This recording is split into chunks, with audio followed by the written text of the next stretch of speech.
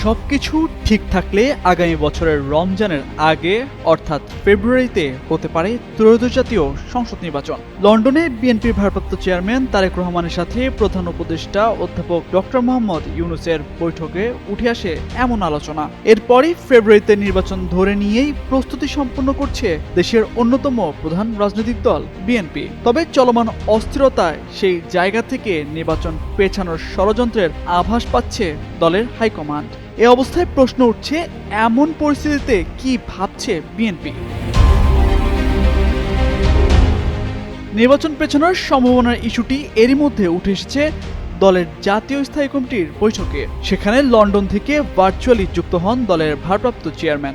আর এটা ওইটা না, কাপড় ধোয়ার একটাই সলিউশন, চাকা অল-ইন-ওয়ান।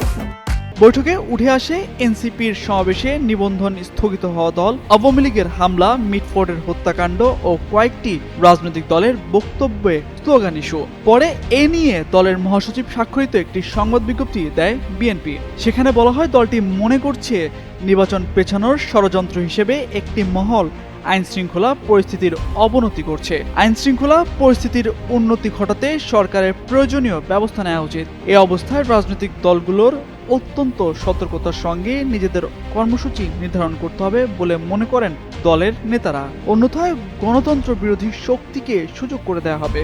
তাই ষড়যন্ত্র প্রতিরোধে দেয়া হয় সতর্ক থাকার পরামর্শ।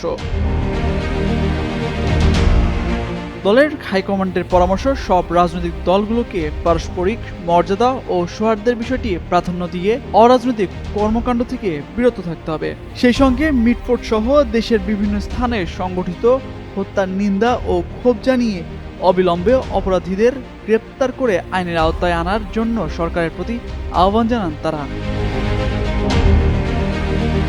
এদিকে বৃহস্পতিবার ঢাকা বিশ্ববিদ্যালয়ের টিএসসি মিলনায়তনে ছাত্রদলের উদ্যোগে আয়োজিত এক অনুষ্ঠানে বিএনপির মহাসচিব মির্জা ফখরুল ইসলাম আলমগীর বলেন, ষড়যন্ত্রকারীরা চায় বিএনপি ফাঁদে পা দিক, তবে ধৈর্যের সঙ্গে পরিস্থিতির মোকাবেলা করতে হবে। ফাঁদে পা না দিয়ে জনগণকে সঙ্গে নিয়ে গণতন্ত্র প্রতিষ্ঠার আন্দোলন চালিয়ে যেতে নেতাকর্মীদের বার্তা দেন বিএনপির মহাসচিব।